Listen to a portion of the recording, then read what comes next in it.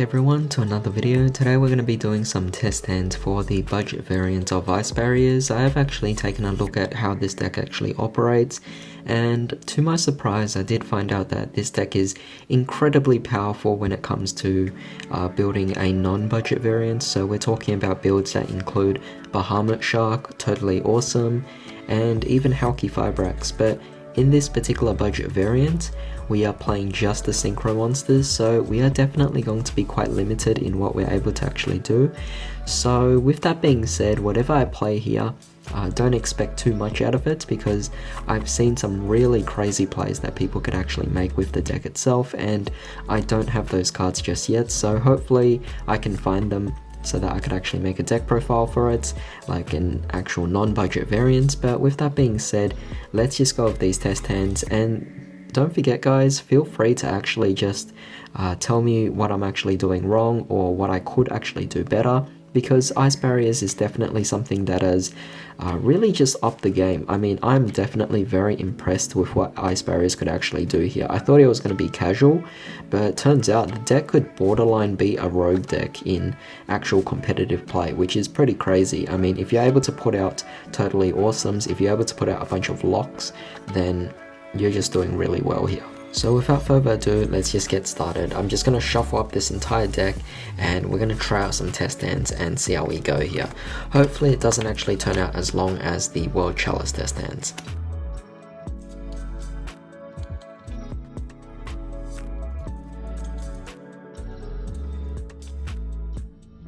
Alright, so here's our opening hand here. Definitely very interesting, very good to be honest. I think this is definitely very amazing. So first off, we actually have the Crackdown, so we could easily just set that. That's already a huge disruptor. Consider it like an infinite impermanence. It's absolutely amazing to negate your opponents. But we also have quite a few over here as well, which will allow us to actually make quite a few plays. So definitely quite nice. So firstly, we have Medallion over here, so we could actually just activate it, allowing us to search for any Ice Barrier we actually want to. So in this case, we do have Revealer, we have Defender, and we have Silent Angler. Definitely very interesting. You have to think carefully about what you actually want to go for in this case. So I'm thinking, what do we actually want to discard to the graveyard with the Ice Barrier for Revealer? In this case, I'm thinking I want to ditch off some high level Ice Barriers and then potentially summon them later on. So what I mean by this is we're just going to search out the Guntala right away, and this will essentially allow us to keep it in the hand for the time being. But what I'm going to do now is I'm going to summon out the Revealer, and I'm going to discard our Revealer, allowing us to actually get rid of the Guntala to the graveyard. So with that being said, we can now bring out our Tuna Monster. So in this case, I'm just going to bring out our Hexa Spirit, and then from there, Hexa Spirit will allow itself to send one of your Tuna Monsters. So in this case, we're going to look for Defender and send that to the graveyard. So we have that over here. Send that to the graveyard. It becomes a level 3 now, which is definitely very nice. And from that, we could essentially just special summon out the Silent Angler as well, which is really amazing, allowing you to kind of extend your plays. But with that being said, we could take Hexa Spirit and we could take the Silent Angler, and then we can link, well, not link them away, but synchro them away, but you know, pretty similar either way. So you could go for a 7 in this particular case, and I'm thinking, well, in this case you really just have the Gungnir, but either way it's still definitely amazing. So yeah, you have Gungnir on the field, which is just a fantastic start to it all. And you know, obviously going first isn't going to be the most amazing thing. This deck definitely prefers to go second, but even so, you have quite a bit of disrupt. You can go for more plays next turn anyway, And yeah, it's just really fantastic. But let's just move on to the next test hand.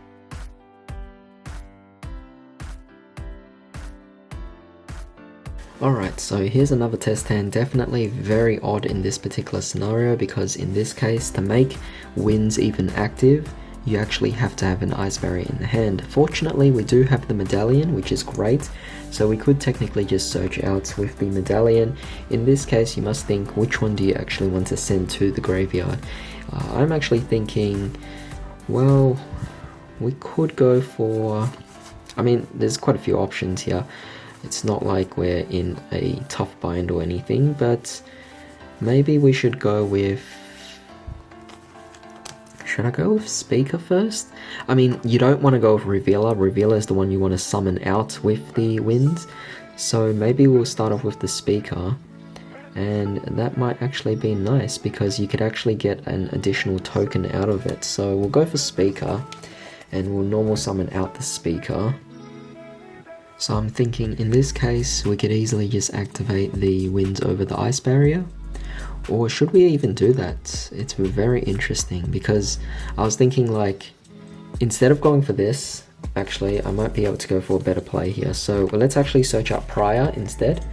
Right, so we're going to normal summon out Prior, and we don't even need to activate the winds over the ice barrier just yet. We're gonna go with... Alright, never mind, I can't actually do that. I was thinking about a different play. No, I can't actually do it. So I'm just going to go for the Speaker, as always, and I'll just go with the winds over the ice barrier. And this will simply allow me to get out the Speaker, and this will bring out our Revealer, which is definitely quite nice. Revealer will obviously just allow us to, or Speaker, I mean... Yeah, we'll come back to it later, but Speaker will then, Revealer will then allow us to ditch off one of our cards. We're just going to get rid of the Undyne, and this will allow us to then special summon out a tuner. So in this case, you want to bring out your Hexa Spirit, and then Hexa Spirit's effect will allow you to send your defender to the graveyard, making it a level 3, which is absolutely amazing, of course. We have the Undyne ready to go in the next turn. We also have Freezing Chains if we ever want to extend. So yeah, we have quite a few options here, and you have to keep in mind as well, we have the Spirit or the Speaker in the graveyard.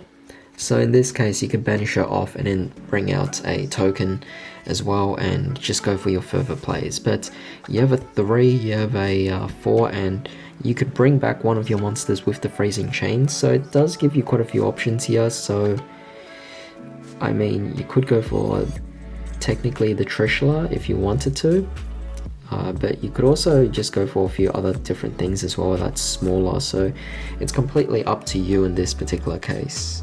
However, given that we're actually going first, we definitely don't want to be doing this, so in this case we'll just go for our basic summons and just summon out a 7, so in this case a Gungnir, just to go again.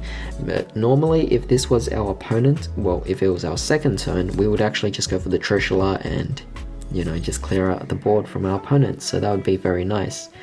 But yeah, you know, this is not bad. I mean, we still have plenty of cards to play on the next turn. We could just summon out the Genex Undyne.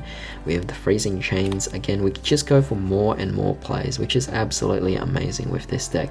Plenty of resources available. Even though this is a budget variant of the deck itself, you could still definitely pull off or accomplish quite a few things. But with that being said, let's just move on to the next test hand.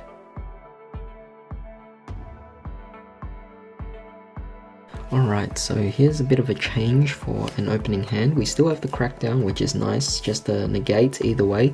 And yeah, it's a 1-card negate, no big deal about that, that's fine. So we have over here Genex Undyne, which is very nice of course, because this will allow us to summon it out. And we could send any water monster from our deck to the graveyard. So we actually have plenty of choices. We could actually just go for the let's see, I'm thinking about going for Revealer. That might be a nice option because we already have Freezing Chains. So I might just send Revealer to the graveyard. So let's find Revealer, and then we could use it to add our Genex controller, wherever it is. So bring it out onto our hand, And this will be fantastic, of course, because right now we could then activate the freezing chains, which will then summon out our revealer. So in this case, let's see, we have our revealer. We could use her effect, and this will allow us to discard. I'm actually going to discard the Hexa Spirit, and then special summon out a Tuna, of course. So in this case, I'm just going to summon out our Defender. And yeah, that is definitely quite nice here. So you could actually take Defender and the Gen X Undyne and actually just Synchro Summon for those. But if you wanted to, you could also go for the Surface, activate that, special summon out Hexa Spirit. Hexa Spirit can then send another monster to the graveyard as well, allowing you to change it to level to 3. So technically you could bring out 2 synchros, so you could actually bring out a level 6 and also a level 7, so you do have the choice to actually go for a DeLorean, which is very nice, but you can also just bring out Gungnir at the same time as well, or even Bryonic, so definitely quite nice, allowing you to somewhat expand your plays in some sort of way. But of course, it's really dependent on what you might be able to do here. So for example, let me just indulge you guys. So let me just take Defender and Gen X Undyne, and we're gonna synchro summon them away, allowing us to actually go for our Bryonic. So Bryonic's effect is you can discard any number of cards and then actually target the same number your opponent controls and return it to the hand. So definitely quite nice in that regard. So yeah, it's not bad there. And then we take these guys and we go into a level 7, so we just go for the Gungnir. Obviously, as you can see, this is definitely more so a turn 2 deck. It's never really a turn 1 deck. Most of the time when your opponent wins the coin flip, they're going to pick first anyway, so it's up to you to break the board, but seeing as you're bringing out all these big synchros, you don't really have too much of a problem with that. But yeah, with that being said, that's really it to these test stands. It's really simple for going first because there's not really much extensions as to what you could do, but I will be making a separate video actually going through test stands going second, and that might actually turn out to be a much longer video than this particular one itself, so definitely stay tuned for that. I'm sure it'll definitely be a lot more exciting. But with that being said, definitely drop a like if you enjoyed this video, share this video, subscribe, don't forget to hit the bell notification, and of course I hope you guys have a fantastic day. I'll see you all next time.